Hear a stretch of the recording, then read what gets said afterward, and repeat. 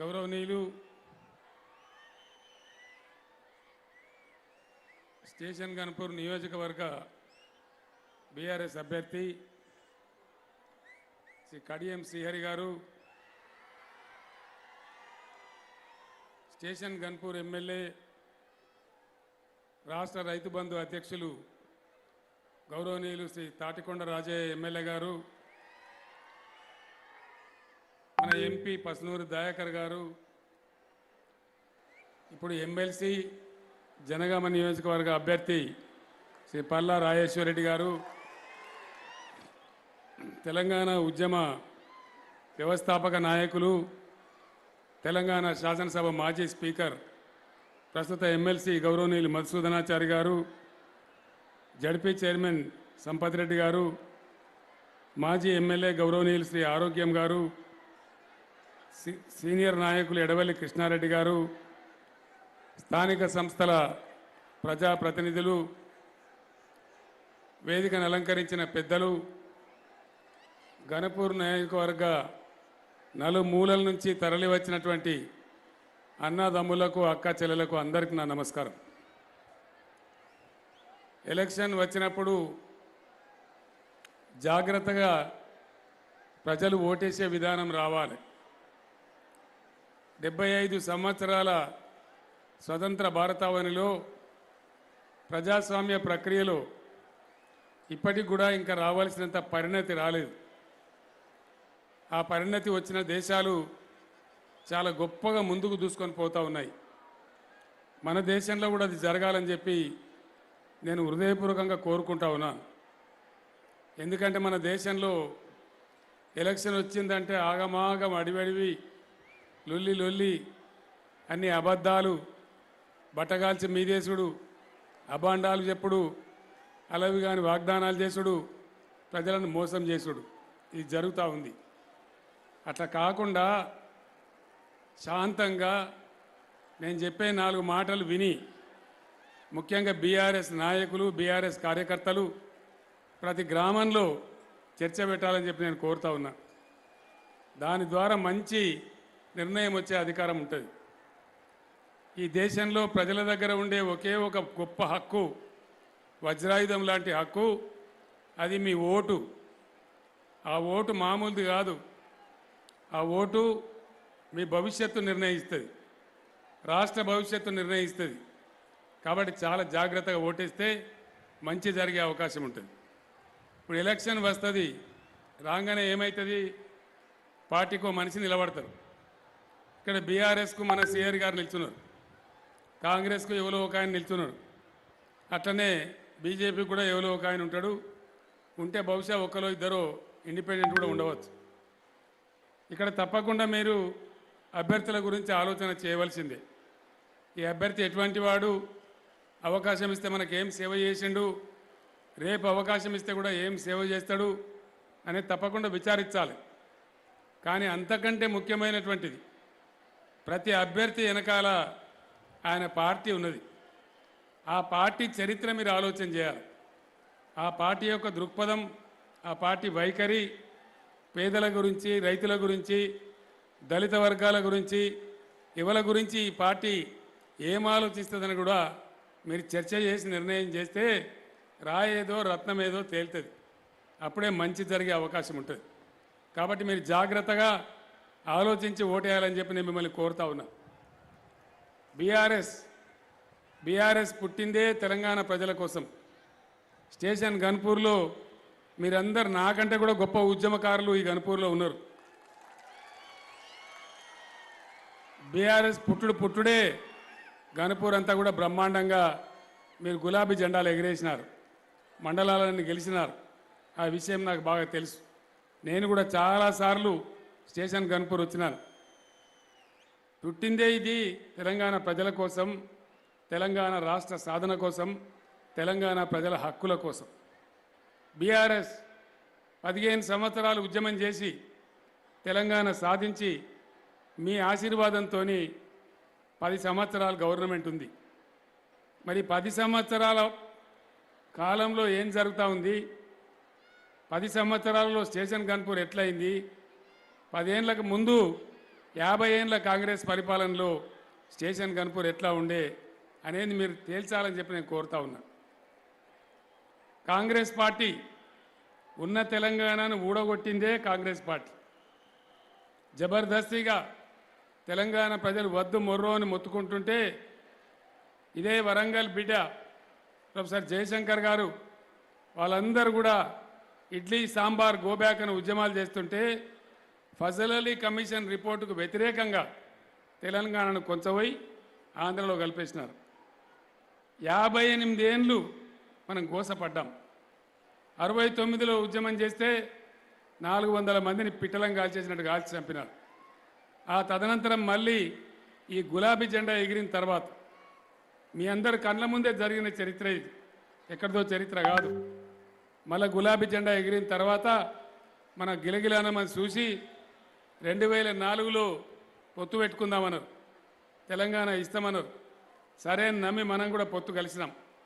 వాళ్ళకి అధికారం వచ్చింది, ఇక్కడ వచ్చింది, ఢిల్లీలో వచ్చింది. మరి 2004లోనో 2005లోనో పోనీ 2006లోనో తెలంగాణ ఇయ్యాలి కదా, ఇయ్యలే. 15 ఏళ్ళు ఏడిపించినారు, ఉద్యమాన్ని ముంచే ప్రయత్నం చేసినారు. ఉద్యమ ఎమ్మెల్యేలు ఇక్కడ గెలిచిన స్టేషన్ గన్పూర్ ఎమ్మెల్యే కూడా అమ్ముడు పోయిండు ఆ రోజు, మీ అందరికి తెలుసు. అట్లా మళ్ళా ఉద్యమాన్ని కథం పట్టించే ప్రయత్నం చేసినారు.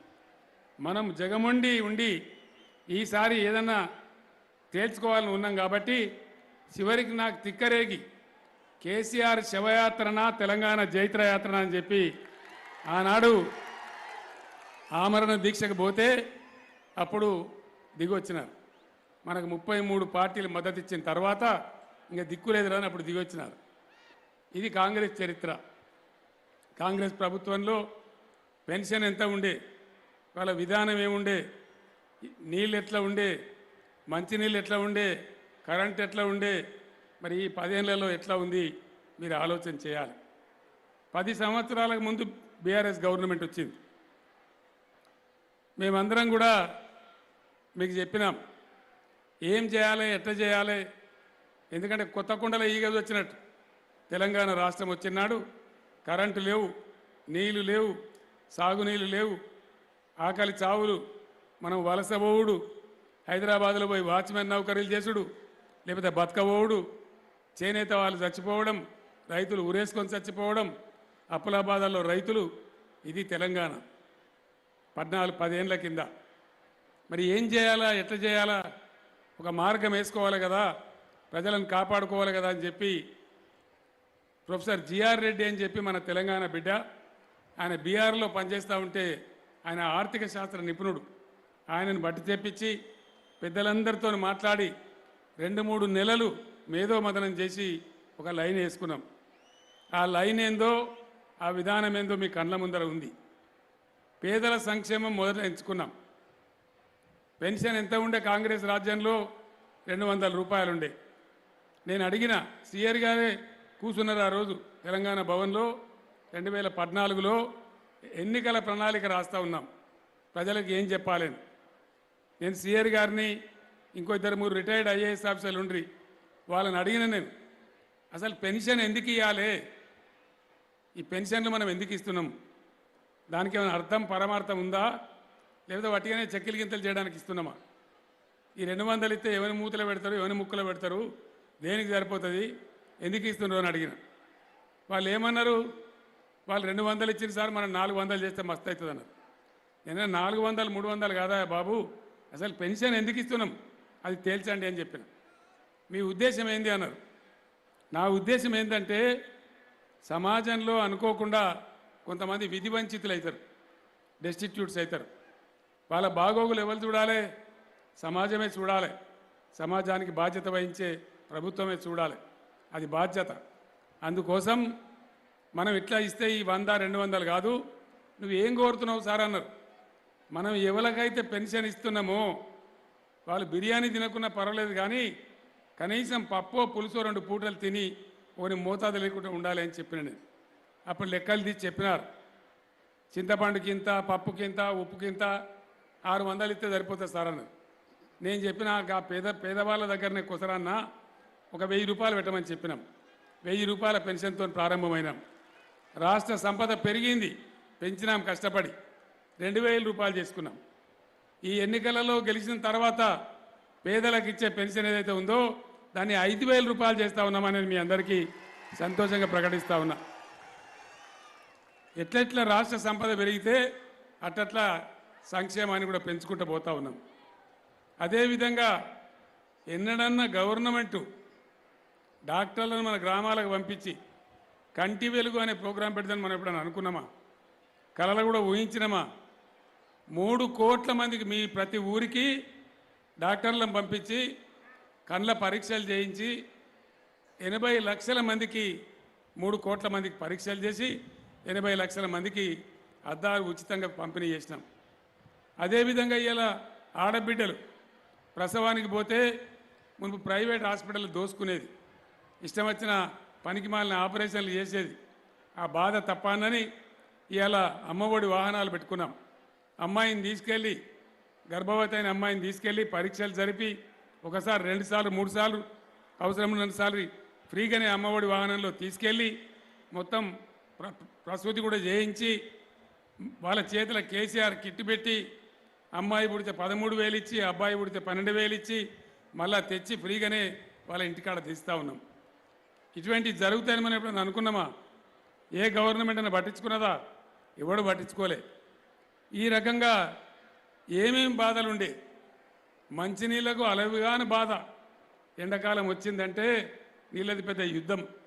మహిళలు మబ్బుల 4 గంటలకు లేచుడు, 3 గంటలకు లేచుడు, నీళ్లు మోసుడు, ఆ బోరింగ్ల కాడ కొట్టుడు, ఆ ఊళ్ళో బోర్ల మోటార్లు గాలిపోవుడు, ఆ సర్పంచులు బిల్లులు కట్టలేక వాళ్ళు బాధపడు, విపరీతమైన ఇబ్బంది ఉండే. మిషన్ భగీరథ పెట్టుకొని ప్రతి ఇంటికి నీళ్లు తెచ్చినాం. ఇలా ప్రతి ఇంట్లో కులం మతం జాతి లేకుండా 4 గుడిసెలిన ఊరికి కూడా ప్రతి ఇంట్లో నల్లా పెట్టి నల్లా నీళ్ళు వస్తూ ఉన్నాయి.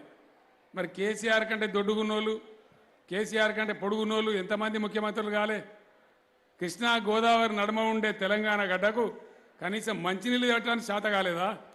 మంచినీళ్ళు బంగారం కాదు కదా మనం అడిగేది. ఆ మంచినీళ్ళు కూడా ఇయ్యలే కాంగ్రెస్ రాజ్యంలో 50 సంవత్సరాలలో. ఇయ్యాల వచ్చి మళ్ళీ ఓట్లాడుతూ ఉన్నారు సిగ్గు కూడా లేకుండా. దయచేసి మీరు ఆలోచన చేయాలి. ఈ విషయాలు చర్చ జరగాలి. జరిగితేనే నిజానిజాలు తేల్తాయి. నల్ల ఏందో తెల్ల ఏందో తేలుతుంది. అటు తేల్చి ఓటేస్తేనే దానికి అర్థం ఉంటుంది. ఇట్లా అనేక సంక్షేమ కార్యక్రమాలు మీ కళ్ళ ముందర ఉన్నాయి. మీరు రోజు చూస్తూ ఉన్నారు, మీ పల్లెలలో జరుగుతూ ఉన్నాయి. దీని తర్వాత మనం ప్రాధాన్యత ఇచ్చింది వ్యవసాయం. స్టేషన్ గన్పూర్ ఎట్లా ఉండే, ఇదే నియోజకవర్గంలో మాణిక్యపురం అనే గ్రామంలో చుక్క సత్తయ్య అని చెప్పి పేరు మోసిన ఒగ్గు కళాకారుడు ఉండే. చుక్క సత్తయ్య గారు పేరు మోసిన ఒగ్గు కళాకారుడు. నీళ్లు పడకపోతే ఆయన 58 బోర్లు వేసిండు. పాపం 58 బోర్లు. ఆ బోర్లు వేసుడు ఎంత బాధ. బోర్లు చూపించేదానికి వద్దురు నమూనా వాళ్ళ మనుషులు. వాడు కొబ్బరికాయ పట్టుకొని వస్తాడు, వాడు తాళపేల గుత్తి పట్టుకొని వస్తాడు, వాడు తంగేడి పుల్ల పట్టుకొని వస్తాడు. ఎన్ని రకాల బాధలు చూసినాం మనం, ఎన్ని అవస్థలు పడ్డాం. ట్రాన్స్ఫార్మర్ కాలితే బాధ అయింది, మోటార్లు కాలితే బాధ అయింది. చుక్క సత్తయ్య పాపం ఆయన ఒగ్గు కథల మీద వచ్చిన పైసలన్నీ ఆ బోరు పొక్కలనే పోసినాడు. 58 బోర్లు ఎత్తే చుక్క నీళ్లు రాలే. ఈ చుక్క సత్తయ్య కథ ఇదే నియోజకవర్గం మీ అందరికీ తెలుసు. ఇంత ఘోరం ఉండే స్టేషన్ గన్పూర్లో, ఎక్కడ కూడా నీళ్ళు లేకుండే. మన ఎమ్మెల్యే రాజయ్య గారు దేవాదుల కాడ పనులు జరగకపోతే ఇదేం స్కీమ్ రా నాయన అని పోయి పిండం పెట్టొచ్చిండు. అక్కడ పిండం పెట్టి ఆనాడున్న ప్రభుత్వాన్ని దిగాల మీరు బేకారగాలని చెప్పి అడగపోయి పిండం కూడా పెట్టొచ్చినాం. ఈ విధంగా అనేక రకమైన బాధలుండే. ఆ బాధలన్నీ ఇలా లేవు. ఇప్పుడే శ్రీహరి గారు చెప్పినారు. నేను కూర్చుంటే నాకు రాజయ్య గారు చెప్తా ఉన్నారు, 1,10,000 ఎకరాలకు సస్యశ్యామలంగా నీళ్లు బారుతా ఉన్నాయి. ఇవాళ ఇక్కడనే ఉండే రాజేశ్వర రెడ్డి గారు నాతో కొట్లాడి మా వేలేరుకు రావాలి, మా పక్క ఊరికి రావాలి, ఆ గడ్డ ఉన్నదని చెప్పి మాట్లాడి తెచ్చినారు. కడియం సిఆర్ గారు అయితే మల్కాపురం రిజర్వాయర్ కావాలి, మా నీళ్లు మాకిడికి వచ్చి సిలకుండాలి అని చెప్పి ఆయన అంతా కోరుతూ ఉండే. ఇట్లా నీళ్ల కోసం ఇక్కడి బిడ్డలు తనలాడినారు కాబట్టి, గవర్నమెంట్ సహకరించింది కాబట్టి ఇవాళ 1,10,000 ఎకరాలకు నీళ్లు వచ్చినాయి. కనీసం ఇంత పంటలు పండించుకొని ఒక తెలివికి వచ్చినాం. ఆ బోర్ల బాధ, ఆ కరెంటు బాధ తప్పింది. ఇవాళ మీదనే మొత్తం మిషన్ కాకతీయ కింద చెరువులన్నీ బాగు చేసుకున్నాం. వాగుల మీద, నదుల మీద చెక్ డ్యాములు కట్టుకున్నాం. ఎక్కడ నీళ్ళు అక్కడ ఆపుతున్నాం. దాంతో భూగర్భ జలాలు పెరిగినాయి. బోర్లలో నీళ్ళు మంచిగా వస్తున్నాయి. మనం రైతాంగానికి 4-5 పనులు చేసినాం. ఇలా దేవాదుల ద్వారా మీకు నీళ్ళు వస్తాయి. నీళ్ళు వస్తే దానికి ఫీజు లేదు, ట్యాక్స్ లేదు. మొత్తం ఇండియాలో అన్ని రాష్ట్రాలలో ప్రాజెక్టుల ద్వారా నీళ్ళు ఇస్తే ముక్కు పిండి పన్నులు వసూలు చేస్తారు. కానీ తెలంగాణలో లేదు. అది రైతుల కోసం. అట్లనే 24 గంటల ఫ్రీ కరెంట్ ఇచ్చుకుంటా ఉన్నాం. మంచి నాణ్యమైన కరెంట్ ఇచ్చుకుంటా ఉన్నాం. అట్లనే రైతు బంధు ఇచ్చుకుంటా ఉన్నాం. రైతు బంధు కాంగ్రెస్ జమానాలు ఎప్పుడన్నా ఇన్నామా? ఎవరైనా ఇస్తారని అనుకున్నామా? అంజమాన్ అప్పులు కట్టకపోతే మన తలుపులు ఉడవకపోయినారు. కానీ ఎన్నడూ రైతు కోసం పని చేయలే. రైతు బంధు పుట్టించిందే కేసీఆర్, రైతు బంధు పుట్టించిందే బీఆర్ఎస్ గవర్నమెంట్ అని నేను మీకు తెలియజేస్తా ఉన్నా. ఎవరన్నా రైతులు అదృష్టం బాగలేక చచ్చిపోతే ఆ కుటుంబం బజారున పడద్దని పావెకరం భూమిన రైతైనా సరే 5 లక్షల రూపాయలు బీమా సౌకర్యం చేసుకున్నాం. అట్లనే మీరు పండించిన వడ్లు మీ ఊర్లలోనే 7,500 కొనుగోలు కేంద్రాలు ఏర్పాటు చేసి మొత్తం వడ్లన్నీ కొంటా ఉన్నాం. ప్రభుత్వానికి కొంత నష్టం వస్తుంది. 1000 కోట్లు 500 కోట్లు ప్రతి ఫసల్కు నష్టం వస్తుంది. అయినా సరే రైతులు మనవాళ్ళు వాళ్ళకి మద్దతు ధర లభించాలని గవర్నమెంట్ కొంటా ఉన్నాం. ఇవన్నీ పెట్టుకున్నాం. మరి 50 ఏళ్ళు పరిపాలించిన కాంగ్రెస్ పార్టీ ఇలా మాట్లాడుతూ ఉన్నారు. వాళ్ళు బాజప్తా మాట్లాడుతున్నారు, సాట్కేం మాట్లాడతలేరు. మళ్ళా మేము వస్తే ఇందిరమ్మ రాజ్యం తెస్తామని చెప్తున్నారు. ఇందిరమ్మ రాజ్యం అంతా ఆకలే కదా, ఎమర్జెన్సీ కదా, ఎన్కౌంటర్లే కదా, నక్సలైట్ ఉద్యమాలే కదా. ఇందిరమ్మ రాజ్యం ఏం చక్కదనం ఏడిచింది? మందిని పట్టుకపోయి జైళ్ళలో వారేసిండ్రే కదా, మంచినీళ్ళు లేకుండే కదా, కరెంట్ లేకుండే కదా. ఎవరికి కావాలి ఇందిరమ్మ రాజ్యం ఇవ్వాలా? ఎవరు కోరుతారు? ఇందిరమ్మ రాజ్యం కావాలి మనం కోరుతున్నామా? ఆ దిక్కుమాలిన రాజ్యం ఏముండే? ఏం జరిగింది ఆ రోజు? ఏమి లేదు. బలిసినోడు బలిసిపోయిండు, తిండికి లేనోడు తిండికి పోయిండు. ఒక మాటను నేను మీకు యాద్ చేయాలి. ఇందిరమ్మ రాజ్యం అంత చక్కదనం ఉంటే ఎన్టీ రామారావు ఎందుకు పార్టీ పెట్టవలసి వచ్చింది? 2 రూపాయల కిలో బియ్యం ఎందుకు ఇవ్వాల్సి వచ్చింది? మాడిన కడుపులున్నాయని, ఎండుతున్న డొక్కలున్నాయని ఆనాడు 2 రూపాయల కిలో బియ్యం పెట్టవలసి వచ్చింది. మీ అందరికి తెలుసు. మరి ఎందుకు పెట్టవలసి వచ్చింది? ఇందిరమ్మ రాజ్యం చక్కదనం ఉంటే ఎన్టీ రామారావు అనేవాడు పార్టీ ఎందుకు పెట్టిండండి? మనం ఆలోచన చేయాలి. నేను అందుకే ప్రజాస్వామ్య పరిణతితోని మీ గ్రామాలలో చర్చించి ఈ నిర్ణయాలు చేయమని మిమ్మల్ని కోరుతా ఉన్నా. ఇవాళ కాంగ్రెస్ నాయకులు చెప్తున్నారు కేసీఆర్కి ఎక్కడ పని లేదు, ప్రజలు కట్టిన ట్యాక్సులు పన్నులన్నీ కూడా రైతు బంధు ఇచ్చి వేస్ట్ చేస్తూ ఉన్నాడు అంటుంది. రైతు బంధు వేస్టా అనండి? రైతు బంధు వేస్టా? ఉండా అన్నా? రైతు బంధు ఉండా అన్నంటే ఇక్కడ కడియంసీఆర్ గెలవాలి. రైతు బంధు ఉండుడే కాదు, కడియంసీఆర్ గెలిస్తే 10,000 ఉన్న రైతు బంధు 16,000 అయిద్దని చెప్పి నేను మనవి చేస్తా ఉన్నా. అట్లనే పిసిసి ప్రెసిడెంట్ మాట్లాడుతుండు కేసీఆర్కి ఆడ పని లేదు, 24 గంటలు కరెంటు వట్టిగా ఇచ్చి పైసలని దుబారా ఎత్తుండని మాట్లాడుతుంది. అది ఇయ్యద్దట. మరి ఎన్ని గంటలు ఉండాలంటే 3 గంటలు ఉండాలన్నట. 3 గంటలతో వాడతాయట. ఎట్లా వాడతాయిరా భయ అంటే 10 HP మోటార్ పెట్టుకోవాలన్నట. ఏమో దగ్గర రైతు దగ్గర 10 HP మోటార్ ఉంటుందా? ఉంటుందా? మా అయితే 100 కోట్లకు ఒక దగ్గర 7.5 ఉంటుంది. కడమ అన్నీ కూడా 3 HP 5 HP ఉంటుంది మన దగ్గర. 5 HP లాస్ట్, అంతే కదా. మరి 10 HP మోటార్లు కొనాలి. పంపు సెట్లు ఎన్ని ఉన్నాయి తెలంగాణలో? 30 లక్షలున్నాయి. 30 లక్షల పంపు సెట్లు మారాలి 10 HP కంటే 30,000 కోట్లు కావాలి. మరి అవే పెడతాడు, ఈయన అయ్యిస్తాడా? ₹1,00,000 అవుతుంది ఒక్కొక్క మోటార్. ఏడుకెళ్ళి రావాలి, ఎప్పటి తేవాలి అంటే మేము వస్తే ఇదే పని చేస్తాం, మేము 3 గంటలు కరెంట్ ఇస్తాం, కేసీఆర్ వేస్ట్ చేస్తుండవు అని మాట్లాడుతున్నారు. ఇది కూడా మీరు చర్చ చేయాలి. వాళ్ళు కుల్లా చెప్తున్నారు. ఒకసారి కాదు, 2 సార్లు 3 సార్లు టీవీలలో చెప్తున్నారు బాజాప్తా. మా విధానమే అది, మా పద్ధతి అది అని చెప్తున్నారు. ఇంకా పెచ్చుకు ఒక ఆయన కర్ణాటకకి వెళ్ళి వచ్చిండు, పెద్ద మనిషి, అక్కడ ఉప ముఖ్యమంత్రి అట. ఆయన చెప్తుండు, కేసీఆర్ మేము ఎంత గొప్పలమో తెలుసా, వ్యవసాయానికి 5 గంటలు కరెంట్ ఇస్తున్నాము అన్నాడు. నేనన్నా సన్నాసి నా కొడుక, మేము 24 గంటలు ఇస్తున్నాం రా, నీ 5 గంటలు ఎవరికి కావాలి? 5 గంటలు కూడా వచ్చి 24 గంటలు చెప్తాడు ఎవడన్నా? ఇగో ఇది దేంతో అన్నవాలి మనం ఇప్పుడుగా? ఇది కాంగ్రెస్ రాజ్యం. ఎలక్షన్ల ముందేమో నరికినరాడా, ఏం నరికినరు? మేము 20 గంటల కరెంట్ ఇస్తామని చెప్పిండ్రు. ఇలా 5 గంటలు ఇస్తే వాళ్ళ చేనులను నిండిపోయి వాళ్ళు తెలంగాణకు వచ్చి మొత్తుకుంటా ఉన్నారు. మహబూబ్ నగర్ జిల్లాకు వచ్చి మేము మోసపోయినా మీ కాంగ్రెస్ వాళ్ళతోని మీరు కూడా మోసపోతారు, వాళ్ళకి ఓటు వేయకుండా అని చెప్తున్నారు ఇవాళ కర్ణాటక ప్రజలు వచ్చి. ఇది కూడా మీరు పేపర్లలో టీవీలలో చూస్తూ ఉన్నారు. దాని తర్వాత ఇంకోటి పెద్ద డేంజర్, మీరు బాగా సీరియస్గా ఆలోచన చేయాలి. బట్టి విక్రమార్క సిఎల్పి లీడర్, రాహుల్ గాంధీ కాంగ్రెస్ జాతీయ నాయకుడు. మరి ఆయనకి ఎద్దు వ్యవసాయం ఏమైనా తెలుస్తుందో తెలియదో నాకు తెలియదు, ఏమన్నా పొలము మన్నో ఉన్నదో లేదో కూడా నాకు తెలియదు. నేనేమో కాపోని, నేను కూడా కాపోనే, ఇప్పుడు కూడా వ్యవసాయం ఉంది నాకు. వాళ్ళు చెప్తున్నారు కాంగ్రెస్కు అధికారం వస్తే ధరని తీసి బంగాళాఖాతంలో ఇస్తారట. మరి ఏం పెడతారు రాబాయ్ అంటే భూమాత పెడతామంటాడు.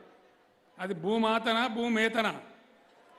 మళ్ళా పాతయాన్ని పెడతారట, మళ్ళీ విఆర్ఓలు వస్తారు, పాస్బుక్ల కొత్త కాలంలో పెడతారట. ఇవన్నీ కూడా చెప్తా ఉన్నారు.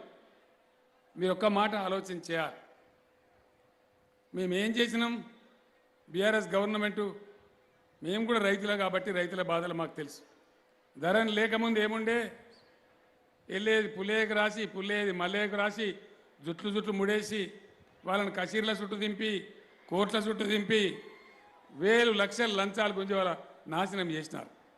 అవన్నీ గమనించి ఆ బాధలు పోవాలని గవర్నమెంట్ దగ్గర అధికారం తీసి మీ బొటనవేలుకి ఇచ్చినాం మేము.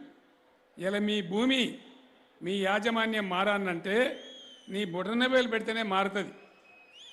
ముఖ్యమంత్రి కూడా దాన్ని మార్చేటువంటి అధికారం పెట్టలే, ఎవరికి కూడా లేదు. మరి మీకు ఇచ్చిన అధికారాన్ని మీరు ఉంచుకుంటారా, పొడగొట్టుకుంటారా? దయచేసి మీరు ఆలోచన చేయండి. ఇంకొక మాట, ఇవాళ మేము రైతు బంధు డబ్బులు పంపిస్తూ ఉన్నాం. ఎందుకు వస్తా ఉండు, రైతు బంధు డబ్బులు పంపుతా ఉన్నాం. ఆ రైతు బంధు డబ్బులు ఎట్లా వస్తున్నాయి? మేము ఎన్ని పంపుతున్నామో, నీకు 3 ఎకరాల 30 గుంటలు ఉంటే 3 ఎకరాల 30 గుంటల పైసలు వస్తాయి. ఏమనికి ఎంత ఉంటే అంత వస్తాయి. ఎన్ని పంపుతున్నామో అన్ని పైసలు ₹1 తరుగు లేకుండా, మధ్యలో ఎవడు దళారీ లేకుండా బ్యాంకులో పడుతున్నాయి. మీ సెల్ ఫోన్లు టింగు టింగుమని మోగుతున్నాయి. మీరు పోయి చూసుకుంటే బ్యాంకులో డబ్బులు ఉంటున్నాయి. మీరు ఇడిపించుకొని మీకు ఎవరికి ఏది పట్టినదో దానికి వాడుకుంటున్నారు. బ్రహ్మాండమైన పంటలు పండిస్తూ ఉన్నారు. మరి ధరని తీసేస్తే రైతు బంధు డబ్బులు ఎట్లా వస్తాయి? ఒకసారి ఆలోచన చేయండి. మళ్ళా పాత ఎంఆర్ఓలు విఆర్ఓలు మళ్ళా పానీ నకళ్ళు ఏమవుతుంది అడుగుతాడు. ఎన్ని ఎకరాలని బైసాబ్ నీకు? 7 ఎకరాలని. 7 ఎకరాలకు నీకు రైతు బంధు ఎంత వస్తుంది? 70,000 వస్తుంది. లావు 30,000 నాకు లేకపోతే సంతకం పెట్టంటాడు. మళ్ళీ మొదటికేనా? మళ్ళీ వైకుంఠ ఆటలో పెద్దపా మింగినట్టు అవుతుంది, అంతే కదా? మళ్ళీ మొదటికే వస్తుంది. ఇగో ఇది వీళ్ళు అనుసరిస్తున్న విధానం. కాబట్టి దయచేసి ఏది మంచిదో ఏది చెడ్డదో మీరు ఆలోచించమని చెప్పి నేను కోరుతా ఉన్నా. రిజిస్ట్రేషన్లు ఎంత మంచిగా అయినాయి. ఇవాళ మండలంలో వాళ్ళకే 15 నిమిషాల రిజిస్ట్రేషన్. పట్టా కావాలంటే మనకు ఎంత బాధ ఉండే. ఆర్డీఓ ఆఫీస్కి పోవాలి, ముట్ట చెప్పాలి, ఏడాది తిరగాలి, 6 నెలలు తిరగాలి, చెప్పులు అరిగిపోయేదాకా తిరిగినాం. ఇవాళ పరిస్థితి ఉందా? రిజిస్ట్రేషన్కి పోతే రిజిస్ట్రేషన్ వెంటనే పట్టా ఆన్లైన్లో ఎక్కిపోతూ ఉంది. మీరు ఎక్కడున్నా చూసుకోవచ్చు, మీ ఫోన్లో చూసుకోవచ్చు. మరి సదుపాయం పోతే మళ్ళా పాత బాధలు రావన్నా? ఇదేనా ఇందిరమ్మ రాజ్యం? మళ్ళా పట్వారీలు, మళ్ళా పాత పద్ధతి. జాగ్రత్త. తెలంగాణ తెచ్చిన వ్యక్తిగా మీకు చెప్పడం నా బాధ్యత. ఎందుకంటే వాడు ఏమంటాడు రేపు, మేము కుల్లా బాజప్తా చెప్పినాం, అయినా మాకే వేసిన ఓటు, ఇక మాకేం భయం ఉన్నది, బాజప్తా చేస్తామంటాడు. అప్పుడు కేసీఆర్ ఏం చేయలేడు, సిఆర్ ఏం చేయలేడు, ఎవరేం చేయలేం. మళ్ళీ రోడ్డు మన పంచాయతీ మళ్ళీ బజార్ మీద పడాలి, మళ్ళీ కొట్లాడాలి, మళ్ళీ ఉద్యమాలు చేయాలి. ఆ కర్మ అవసరమా? దయచేసి ఆలోచన చేయండి. కాంగ్రెస్ నాయకులు మాటలు మాట్లాడితే కొన్ని విషయాలలో సిగ్గు కూడా ఉండాలి. మేము రైతు రుణమాఫీ చేస్తామని 2 సార్లు చెప్పినాం, బాధ్యత చేసినాం. అందులో కరోనా వచ్చింది, మీ అందరికీ తెలుసు. కరోనా రావడం వల్ల ఒక సంవత్సరం మొత్తానికి 0 అయింది రాష్ట్ర ఆదాయం, రూపాయి కూడా రాలే. దానివల్ల అది లేట్ అయింది, లేకపోతే ఎప్పుడో అయిపోవు రైతు రుణమాఫీ, 3 ఏళ్ల కిందనే అయిపోవాలి. ఆ కరోనా కొట్టిన దెబ్బకు రాష్ట్ర ప్రభుత్వ ఆదాయం పడిపోయి కొద్దిగా ఆలస్యమైంది. మొన్న చేసినాం, అయిపోయింది, 90% అయిపోయింది. ఏనుగు వెళ్ళింది, తోక ఎక్కింది. ₹1,00,000 దాకా అందరికి అయిపోయింది. ₹1,00,000 పైన ఉన్న వాళ్ళకు 4-5% మందికి మిగిలింది. అది ఇయ్యమా మేము? దాన్ని కూడా ఒక ఇష్యూ ఎత్తది ఇలా కాంగ్రెస్ వాళ్ళు వచ్చి. వాళ్ళు అడ్డం పడ్డది ఎవడు? దానికి అడ్డం పడ్డది కూడా కాంగ్రెస్ వాడే. ఎలక్షన్ కమిషన్కి ఫిర్యాదు చేసి ఇప్పుడు ఇయ్యద్దు అని చెప్పి ఆపేసింది. మళ్ళీ బజార్లకు వచ్చి ఇక కాలేదు రుణమాఫీ అని మాట్లాడతారు. సిగ్గు కూడా ఉండాలి కదా. నేను అందుకే చెప్పింది ప్రజాస్వామ్య పరిణతి అని చెప్పి. 100% వాళ్ళకు కూడా ఇమీడియట్గా ఇచ్చేస్తాం. దాని గురించి అసలు ఆలోచించే అవసరం కూడా రైతులకు అవసరం లేదని నేను మనవి చేస్తా ఉన్నా. ఇవన్నీ కూడా ఉన్నాయి. అందువల్ల మంచి ఏందో చెడ్డేందో మీరు నిర్ణయించాలి. కడియం సిఆర్ గారి గురించి నేను ఎక్కువ చెప్పాల్సిన అవసరం లేదు. గణపురంలో ఇప్పుడు టికెట్ సిఆర్ గారికి ఇచ్చినామని రాజయ్య గారిని చిన్నచూపు చూడం. ఆయన కూడా మంచి హోదాలో పదవులనే ఉంటాడు, ఎవరు బాధపడవలసిన అవసరం లేదు. నేను మీకు మాట ఇస్తా ఉన్నా, రాజయ్య గారు కూడా మంచి హోదాలో బ్రహ్మాండంగా ఉంటాడు, ఆయన కూడా సేవ చేస్తూనే ఉంటాడు, దానికి ఏమి ఇబ్బంది లేదు. కానీ శ్రీహరి గురించి ఆయన చరిత్ర చాలా పెద్దది. గణపురంలో ఆయన ఎట్లా పని చేసిండో, అభివృద్ధి ఏ విధంగా తనలాడిండో మీ అందరికీ కూడా తెలుసు. ఆయన మంత్రిగా ఉన్నప్పుడు లేనప్పుడు రైతుల గురించి ప్రజల గురించి ఎంత సేవ చేసిండో నేను మీకు చెప్పే అవసరం లేదు. ఆయన గెలిస్తే బ్రహ్మాండంగా గణపురం చాలా అభివృద్ధి చెందుతుంది. ఆయన కోరిన కోరికలు పెద్ద గొంతెమ్మ కోరికలు ఏం కావు, కాజాలని కోరికలు కావు.